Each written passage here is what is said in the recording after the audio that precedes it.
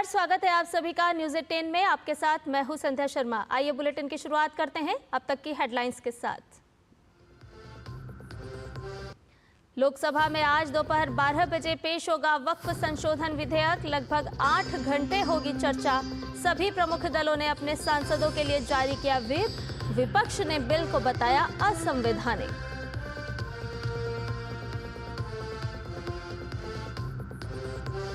राज्यसभा में आप्रवास और विदेशी विषयक बिल 2025 पर होगी चर्चा। 4 पुराने कानून की जगह बनेगा नया विधेयक।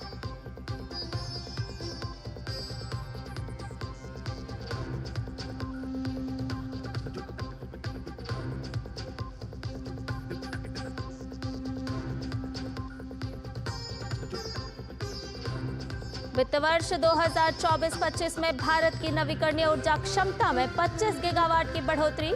बीते साल के मुकाबले 35% की वृद्धि दर्ज। प्रधानमंत्री नरेंद्र मोदी ने की सराहना।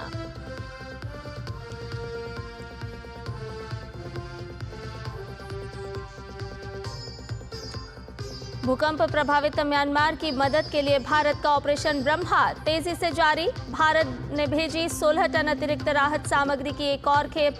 स्वच्छ पेयजल, खाद्य पदार्थ और आपातकालीन दवाएं आदि शामिल।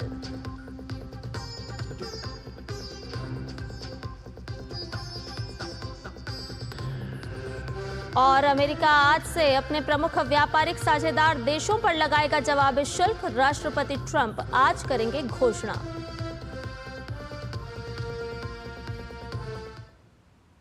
और शुरुआत करते हैं संसद से जुड़ी हुई खबरों के साथ, क्योंकि संसद के बजट सत्र के दूसरे चरण के इस अंतिम सप्ताह के दौरान सरकार कई अहम विधायी कार्य पूरे करने में लगी हुई है। आज लोकसभा में संयुक्त समिति की ओर से प्रस्तुत रिपोर्ट के अनुसार वक्फ संशोधन विधेयक 2025 विचार और पारित किए जाने के लिए पेश होगा। इसके साथ ही लोकसभा में मुसलमान वक्फ रिपील विधेयक 2024 भी विचार और पारित किए जाने के लिए पेश होगा। दोनों ही विधेयक अल्पसंख्यक कार्य मंत्री किरण रिजिजू पेश करेंगे। आपको बता दें कि वक्फ संशोधन विधेयक 2024 को लोकसभा में 8 अगस्त 2024 को पेश किया गया था। उसी दिन इस विधेयक को संयुक्त समिति को सौंप दिया गया था। इसके बाद इस साल 30 जनवरी को संयुक्त समिति ने इस विधेयक पर अपनी रिपोर्ट पेश की थी। वहीं मुसलमान वक्फ रिपील विधेयक 2024 को 8 अगस्त 2024 को लोकसभा में पेश किया गया था। ये विधेयक मुसलमान वक्फ एक्ट 1923 को निरस्त करता है। एक्ट वक्फ संपत्ति के प्रबंधन और उनके खातों को रखने और प्रकाशित करने का प्रावधान करता है।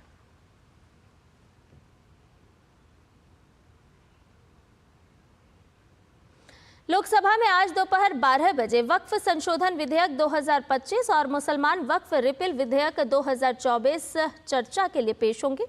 वक्फ विधेयक के पेश होने से पहले भारतीय जनता पार्टी और कांग्रेस समेत सभी पार्टियों ने अपने अपने सदस्यों के लिए व्हिप जारी किया है।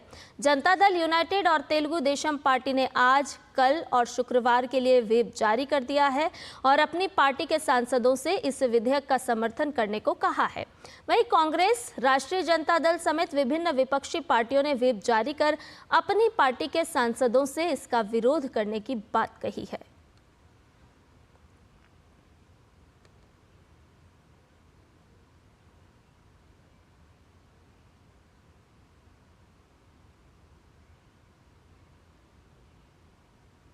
वक्फ संशोधन विधेयक के माध्यम से होने वाले 10 प्रमुख बदलावों की बात की जाए तो वो हम आपको ग्राफिक के जरिए बताते हैं कि क्या कुछ बदलाव इस संशोधन के बाद नजर आएंगे। अनिवार्य सत्यापन, जो कि वक्फ बोर्ड को किसी भी संपत्ति को घोषित करने से पहले उसका सत्यापन करना होगा। जिला कलेक्टर को वक्फ संपत्तियों का सर्वेक्षण और स्वामित्व निर्धारण का अधिकार दिया जाएगा। इसमें कलेक्टर की भूमिका होगी। गैर मुस्लिम सदस्यों की नियुक्ति, वक्फ बोर्ड और केंद्रीय वक्फ परिषद में गैर मुस्लिम सदस्यों को शामिल किया जाना, महिलाओं का प्रतिनिधित्व, बोर्ड और परिषद में कम से कम 2 महिलाओं को शामिल करना जरूरी होगा। हाईकोर्ट में अपील का अधिकार भी इसके बाद मिलेगा। विवादों में अब ट्रिब्यूनल के फैसले के खिलाफ हाईकोर्ट में अपील की जा सकेगी। दान की शर्त क्या कुछ होगी? बिना दान के कोई संपत्ति वक्फ की नहीं मानी जाएगी, जिससे केवल दावे ही लगाए जा सकें। पारदर्शिता में भी सुधार आएगा। सभी वक्फ संपत्तियों का पंजीकरण ऑनलाइन पोर्टल पर करना आवश्यक होगा। सरकारी संपत्तियों पर रोक लगेगी। सरकारी संपत्तियों को वक्फ संपत्ति के रूप में दावा करने पर प्रतिबंध होगा।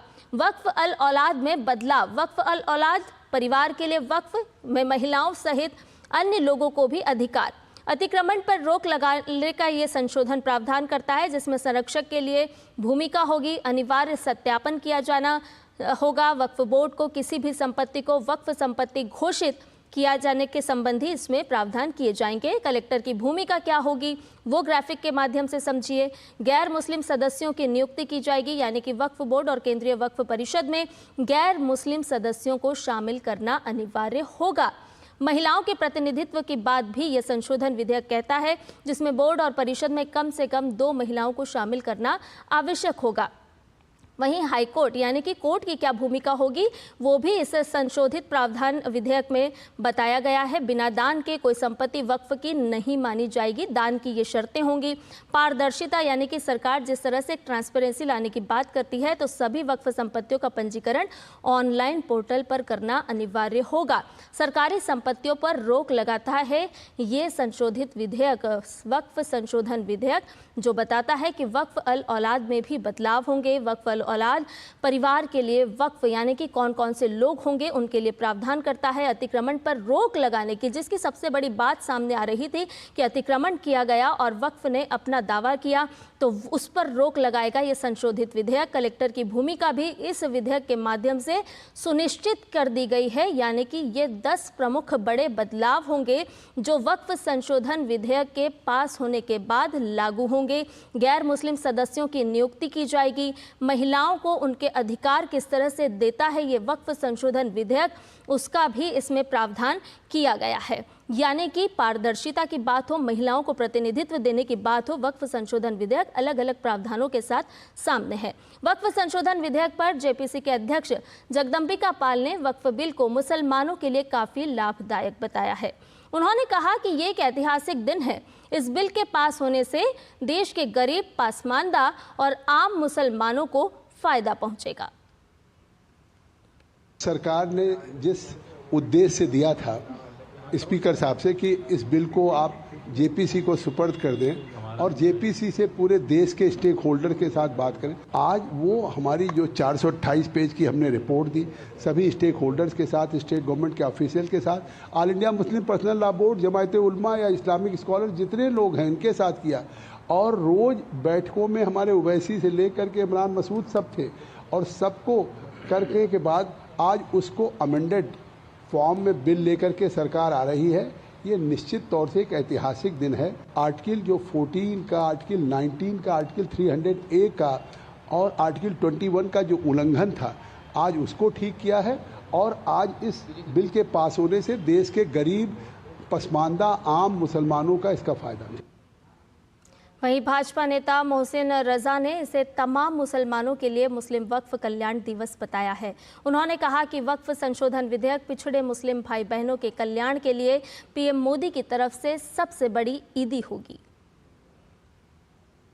आज तमाम उन मुसलमानों के लिए, उन मुस्लिम परिवारों के लिए जिन्हें बहुत दिनों से उम्मीद थी कि भारतीय जनता पार्टी की आदरणीय मोदी जी के नेतृत्व की सरकार ही कोई हमारे लिए कल्याण का काम कर सकती है, जिस तरह से हमारी ट्रिपल तलाक की बहनों को ट्रिपल तलाक से आज़ादी देने का काम किया, इसी तरह से ये वक्फ अधिनियम 2024 ये हमारे तमाम दबे कुचले पिछड़े मुस्लिम भाई बहनों के लिए, उनके कल्याण के लिए एक बहुत बड़ी खबर और यूं कहना चाहिए कि आदरणीय मोदी जी की तरफ से ये सबसे बड़ी ईदी होगी।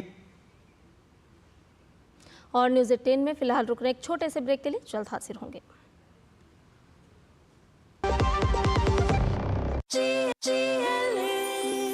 जो लक्ष्य चुना था समझ आने लगा है।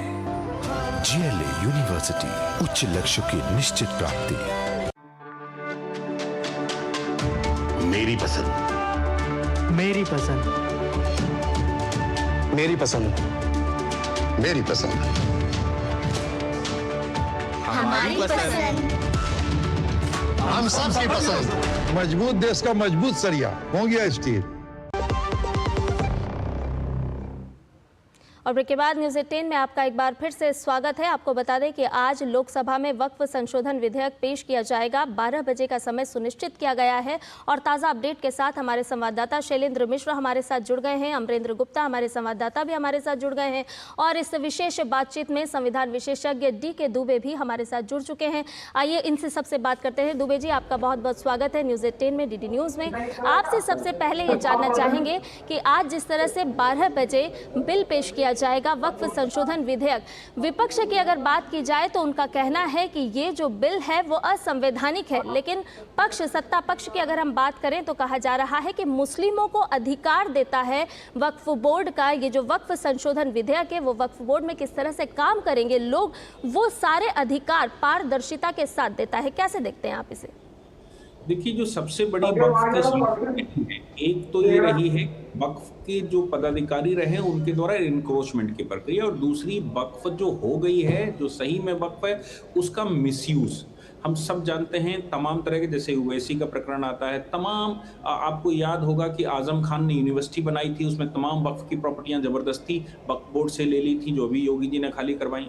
तो ये जो रसूखदार लोग हैं मुसलमानों में, वो वक्फ का इस्तेमाल करते हैं। हकीकत में वक्फ की जो प्रॉपर्टी है वो आम आदमी के लिए दी गई है, आम लोगों की खिदमत के लिए खैरात दी गई थी, वो इस्तेमाल उसको नहीं कर पाते। कोई भी व्यक्ति वक्फ के नाम से पैसे लेता है, प्रॉपर्टी खरीदता है और अपने नाम से खरीद लेता है, फिर वो उसकी पर्सनल प्रॉपर्टी हो जाती है। ये कानून इस बात को सुनिश्चित कर रहा है कि ऐसा कोई मिसयूज नहीं होगा, उसके कानून होंगे, उसका एक सिस्टम होगा। दूसरी बात ये भी इस बिल में खास तौर से कही गई है कि अगर कोई प्रॉपर्टी किसी मुसलमान की ही प्रॉपर्टी क्यों ना हो, वो प्रॉपर्टी अगर किसी वक्फ बोर्ड के द्वारा कब्जा कर ली गई है तो क्यों ना वक्फ बोर्ड ये बताए कि उसको डेडिकेट की गई है या प्रॉपर्टी उसको ट्रांसफर की गई है। ऐसा कैसे हो सकता है कि प्रॉपर्टी मेरे नाम है, प्रॉपर्टी ए के नाम है और बी कह रहा है क्योंकि हमारा कब्जा हो गया है इसलिए हमारी है, क्योंकि हम ताकत में है, क्योंकि हमारे साथ दीन के लोग हैं, क्योंकि हमारे साथ बहुत सारी पॉपुलेशन है, इसलिए उस आम मुसलमान जिसकी प्रॉपर्टी जबरदस्ती वक्फ बना दी गई है, वो आम आदमी जिसकी प्रॉपर्टी जबरदस्ती वक्फ ने घोषित कर दी गई है, वो सार्वजनिक स्थान जो कि पूरे देश के लिए इस्तेमाल होना चाहिए, वो जबरदस्ती वक्फ के नाम ट्रांसफर कर दी गई है या वक्फ ने अपने नाम चढ़ा दी है। उन सभी चीजों को यहाँ पर दुरुस्त करता है। जहां तक बात आती है संवैधानिक की, तो याद रखिएगा जिसका हवाला ये देते हैं आर्टिकल 25-26 का, आर्टिकल 25 और 26 ये कहता है subject to the condition of law and enforcement in India, यानी कि किसी भी व्यक्ति को आजादी उतनी ही है जितना कि कानून अनुमति देता है। कानून अनुमति देते का मतलब ये हो गया कि अगर वक्फ एक्ट में संशोधन किया जाता है तो वो कानून है और कानून जितनी अनुमति देगा उतनी आपको फ्रीडम होगी। ये जो फ्रीडम आर्टिकल 25-26 की कही जाती है एब्सोल्यूट नहीं है, subject to the condition of national laws है। इसलिए ये कहना ही कि ये असंवैधानिक है, मुझे समझ नहीं आता कि कौन से एंगल से कहते हैं। दूसरी बात ये है कि इस कानून को ये कहा जाता है कि ये लोकतंत्र के खिलाफ है। अरे भाई, लोकतंत्र का मंदिर तो पार्लियामेंट है और पार्लियामेंट अगर उसको पास कर रही है, आपके सबके रिप्रेजेंटेशन उसमें है, पार्लियामेंट पास कर ली तो वो गैर लोकतांत्रिक किस हिसाब से होगी। इसलिए ये मुझे लगता है कि जो अपोजिशन कह रहा है इस समय, इसको पार्लियामेंट में कहना चाहिए, ना कि इसको समाज के बीच में जाकर उदंग फैलाना या उसके बीच में अस्थिरता करना, ये ठीक नहीं है। इसलिए मुझे लगता है कि ये कानून जो है वो संवैधानिक भी है और लोकतांत्रिक भी है। शैलेंद्र भी हमारे साथ हमारे संवाददाता जुड़े हुए हैं। शैलेंद्र, आपसे जानना चाहेंगे कि विपक्ष की रणनीति इस समय में क्या होगी, क्योंकि हम लगातार देख रहे हैं कि अलग अलग स्थानों से भी रिएक्शन आ रहे हैं, लेकिन हर कोई इन रिएक्शन के माध्यम से बता रहा है कि वक्फ संशोधन विधेयक जो है वो उसके पक्ष में है, क्योंकि ये पारदर्शिता की बात करता है, महिलाओं के प्रतिनिधित्व की बात करता है। तो विपक्ष की आज रणनीति किस तरह से सामने आएगी? देखिए, विपक्ष की रणनीति बहुत स्पष्ट है कि वो एक संकेत दे सकें कि इस बिल के खिलाफ तमाम जो दल हैं, कांग्रेस हो या फिर समाजवादी पार्टी, आरजेडी, वो एक साथ खड़े हैं और इससे एक एकजुटता का संदेश जाए। लेकिन सवाल ये है कि आप किसी मुद्दे पर अगर विरोध कर रहे हैं किसी तर्क के आधार पर, तो वो तर्क कितने सही हैं। आप ये कह रहे हैं कि ये मुस्लिमों के विरोध में है, सत्ता पक्ष ये कह रहे हैं कि आप एक क्लॉज बता दीजिए जिससे किसी दरगाह या मस्जिद की जमीन छीनने की बात हो। सिर्फ दावे जो कर दिए जाते हैं एक तरफा, और उस पर कोई जिसकी जमीन होती है पहले से, जिसके पास कागज होता है, वो उसके पास बहुत अब विकल्प नहीं होते, वो दौड़ता है ये बताने के लिए कि वक्फ की जमीन नहीं है, वो उसकी अपनी जमीन है, वो खेती कर रहा है, सैकड़ों वर्षों से उसके पूर्वज खेती कर रहे हैं, या फिर सरकारी जमीन पर दावा हो जाता है। इस तरह के विवादों से बचने के लिए एक पारदर्शी फार्मूला, एक तरीका बनाया जा रहा है, और पंजीकरण हो, उसके रख रखाव बेहतर हो, उसकी आय गरीब मुसलमानों के, पसमानदा जो मुसलमान है, पिछड़े मुसलमान है, जो गरीब है, जिनको उसकी जरूरत है कि वक्फ की जमीनों की आय का उनके बच्चों को फायदा हो, उस लिए खर्च किया जाए, ये सुनिश्चित करने की बात है। तो इसमें कहाँ मुसलमानों के खिलाफ कोई बात कही जा रही है, ये सत्ता पक्ष का कहना है। और देखिए जो बात डीके दुबे जी कह रहे थे इस संवैधानिक और असंवैधानिक, देखिए वक्फ कानून संसद से पारित होकर ही बना 1954 में के आसपास या 55 में, या उससे पहले भी, देश की आजादी से पहले ये प्रस्ताव आया था। तब हमने देखा कि तब से लेकर आज तक जितने बदलाव हुए वो संसद ने ही किए हैं, और 2013 में जो बदलाव हुआ जिस पर बहुत सवाल उठे कि आखिर ये बदलाव ऐसा क्यों कर दिया गया जिससे एक तरफा हो गया कानून, यानी वक्फ बाय यूजर्स, अगर कोई जमीन किसी और के पास है, कोई सरकारी इमारत है या फिर कोई काम उस पर खेती करता है, अचानक कोई वक्फ उस पर दावा करता है तो फिर विवाद खड़ा हो जाता है, और उसके लिए संभव कि जो विकल्प है बड़े सीमित है कि वो साबित कर पाए कि वो जमीन उसकी है और उसकी कहीं सुनवाई हो, क्योंकि कागज तो उसके पास है लेकिन सुनवाई कहीं नहीं है, क्योंकि वक्फ ट्रिब्यूनल में जाना है, वहां से एक तरफा फैसला आ जाएगा, क्योंकि उनका जो उसमें सदस्य जो है उसमें आप देखें कि वो बोर्ड के सदस्य उस तरह से उसमें तमाम लोगों को जगह नहीं दी गई है, तो फिर विकल्प क्या बचता है, विवाद आ रहे हैं। आप देखिए कि केरल में कितना बड़ा विवाद आया कि 500 से ज्यादा परिवारों को जो चर्च के आसपास रहते हैं, उनकी अपनी संपत्ति है, उनको संघर्ष करना पड़ रहा है कि वो उनकी अपनी जमीन है, कागजात उनके पास है, फिर भी वक्फ का दावा है। आपने कर्नाटक में देखा कि पूरा आंदोलन चल गया किसानों का कि कहां से वक्फ आ गया, जब उनकी इतने दशकों नहीं शताब्दियों से उनके पूर्वज उस पर खेती कर रहे हैं, उनके कागजात है। तो फिर सवाल यह है कि भविष्य में विवाद न हो, उसके लिए जो गलतियां हुई हैं या जो एक तरफा कानून कुछ बना उसमें सुधार की जरूरत है, जिसकी मांग कैथोलिक बिशप ने की केरल के, और उसने कहा कि ये देखा जाना चाहिए, और सभी सांसदों से अपील भी की केरल के कि वो सुनिश्चित करें कि इसका समर्थन करें।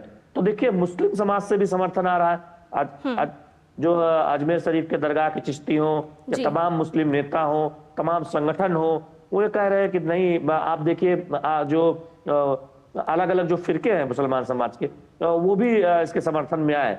तो फिर ये सवाल कैसे है कि ये मुसलमानों के खिलाफ है? तो बीजेपी का यह आरोप है कि दरअसल इसके बहाने कांग्रेस पार्टी एक तुष्टीकरण की राजनीति करती है, और कल तो निशिकांत दुबे ने यहां तक कह दिया कि जो जिन्ना की सोच थी, यानी देश बांटने की जो सोच थी, कांग्रेस पार्टी उसको आगे बढ़ाती। जी, अमरेंद्र भी हमारे साथ जुड़े हुए हैं। अमरेंद्र, आपसे जानना चाहेंगे कि हमने देखा कि विपक्ष की ही मांग थी कि जेपीसी का गठन किया जाए, जेपीसी का गठन हुआ, लंबा विचार मंथन हुआ, स्टेक होल्डर से बात की गई, अन्यत्र स्थानों पर जाया गया, सदस्य पहुंचे, लोगों से बातचीत की, फिर समस्या कहाँ है? क्या ये सिर्फ वोट बैंक की राजनीति है या फिर सदन को अवरोध करना एक मुद्दा विपक्ष के पास रह गया है, हंगामा करना और सिर्फ लोगों को वोट बैंक की राजनीति पर गुमराह करना?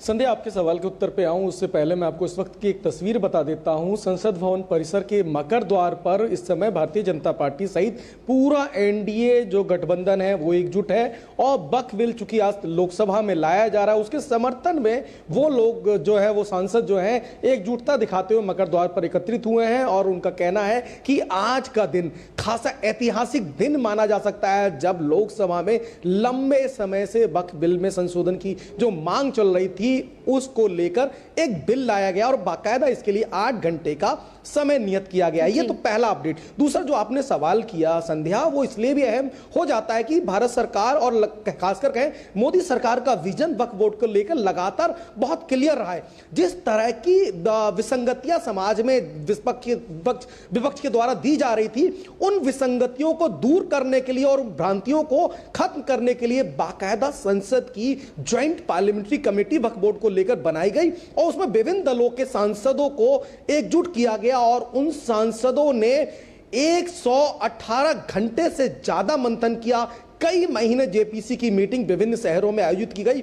सभी स्टेक होल्डर की बात करें तो चाहे उसमें मुस्लिम पक्ष हो, हिंदू पक्ष हो, युवा हो, व्यापारी हो, हर वर्ग की राय ली गई और उसके बाद 400 से ज्यादा पन्नों की रिपोर्ट को पिछले दिनों लोकसभा में टेबल किया गया और उसके बाद से यह साफ हो गया था संध्या कि वक्फ बिल को सरकार लोकसभा में न सिर्फ लेकर संसद में लेकर आएगी बल्कि संसद से पारित भी किया जाएगा। और उसके लिए जो कवायद थी वो भी एक देखिए, कल भारतीय जनता पार्टी की तरफ से 3 लाइन व्हिप जारी किया गया और उसमें कहा गया कि सरकार का एक विजन है कि इसको लोकसभा में बहस करें, अच्छी बहस करें और इसको पारित कराया जाए। भारतीय जनता पार्टी के लोकसभा के सांसद को उपस्थित रहने के लिए निर्देश दिया गया। और दूसरी बात, लगातार जिस तरह से विपक्ष कह रहा था कि इसमें नीतीश कुमार की जो जेडीयू है और टीडीपी तेलुगु देशम पार्टी का रुख साफ नहीं है, तो आप देखिए कि टीडीपी और जेडीयू की तरफ से भी 3 लाइनर व्हिप जारी हुआ लोकसभा के सांसदों की तरफ से और एक बयान आता है नीतीश कुमार जी का कि वो सरकार के साथ है। क्योंकि आपको पता है कि जिस तरह से कल, अगर आपको याद होगा, मैंने जगदंबिका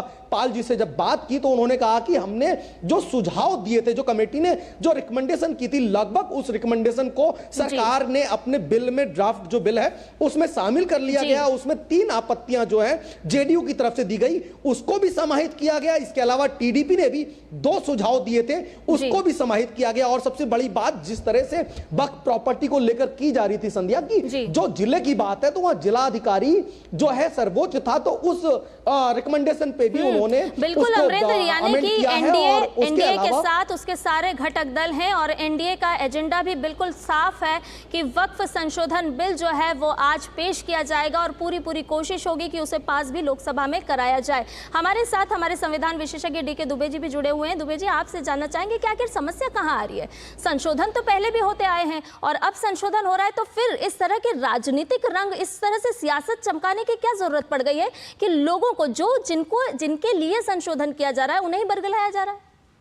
देखिए, होता क्या है कि ये जो 2013 में संशोधन हुआ था, उस संशोधन ने ये सारी समस्या खड़ी करी, क्योंकि उस 2013 के संशोधन के बाद वक्फ बोर्ड ऑटोनॉमस बॉडी बन गया और ऑटोनॉमस बॉडी इस स्तर की बन गया कि वो पूरे सिस्टम को धता बताते हुए कोई भी प्रॉपर्टी अपने नाम चढ़ा लेता है तो फिर वो प्रॉपर्टी उसकी है, भले ही सरकारी रिकॉर्ड में वो ट्रांसफर हो ना हो, सरकारी प्रोसीजर एडॉप्ट किया गया हो ना किया हुआ हो, भारत का कानून उसने उसका पालन किया हो ना किया हो। बस इतनी सी बात हुई कि वक्फ बोर्ड ने एक सर्वे किया और सर्वे करके कहा कि ये प्रॉपर्टी तो हमारी थी कभी, आज से 200 साल पहले, 300 साल पहले, 400 साल पहले, और उसके आधार पर उसने एक सर्वे रिपोर्ट बना ली और सर्वे रिपोर्ट लगाकर सेल्फ डिक्लेरेशन कर दिया और कलेक्टर के पास भेज दिया कि ये प्रॉपर्टी तो हमारी है साहब, ये प्रॉपर्टी पर हमारा ऐसा ऐसा है। अब किसी को अगर आपत्ति है तो वो ट्रिब्यूनल जाए और ट्रिब्यूनल में भी वही बैठे हुए हैं, ट्रिब्यूनल भी बायस जजमेंट कर रहा था। उस ट्रिब्यूनल में उस कानून में ये भी कह दिया गया कि साहब ये चैलेंजेबल नहीं है, ट्रिब्यूनल का डिसीजन ही फाइनल होगा।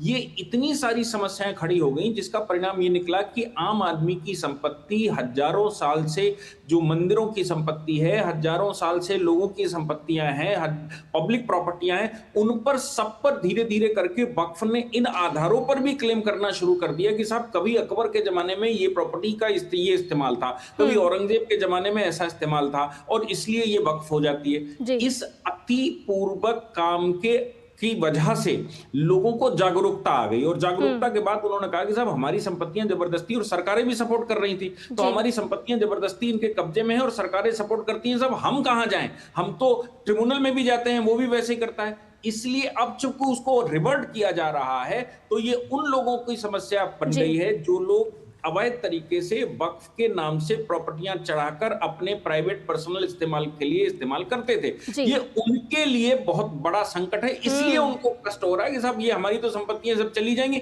या भविष्य में मैं इस तरह की इलीगल तरीके से संपत्तियों को कैप्चर नहीं कर पाऊंगा क्योंकि कानून का प्रावधान दूसरा हो जाएगा। निश्चित तौर पर दुबे जी, यानी कि ये माना जाए कि जो कुछ लोग, चुनिंदा लोग हैं जिनका अपना स्वार्थ है और उस वजह से वो एक पूरी कौम को गुमराह करने का काम कर रहे हैं और पारदर्शिता लाने का सरकार काम कर रही है तो इस तरह से विरोध उत्पन्न कर रहे हैं, गतिरोध सदन में पैदा करने का काम कर रहे हैं। हालांकि देखना होगा कि आज 12 बजे जब बिल रखा जाएगा तो विपक्ष की भूमिका किस तरह से सामने आएगी, क्योंकि सरकार का एजेंडा तो साफ है। बहुत बहुत शुक्रिया दुबे जी हमारे साथ जुड़ने के लिए। शैलेंद्र, आपका भी हमारे साथ जुड़ने के लिए बहुत बहुत शुक्रिया। अमरेंद्र, आपका भी हमारे साथ जुड़ने के लिए बहुत बहुत धन्यवाद।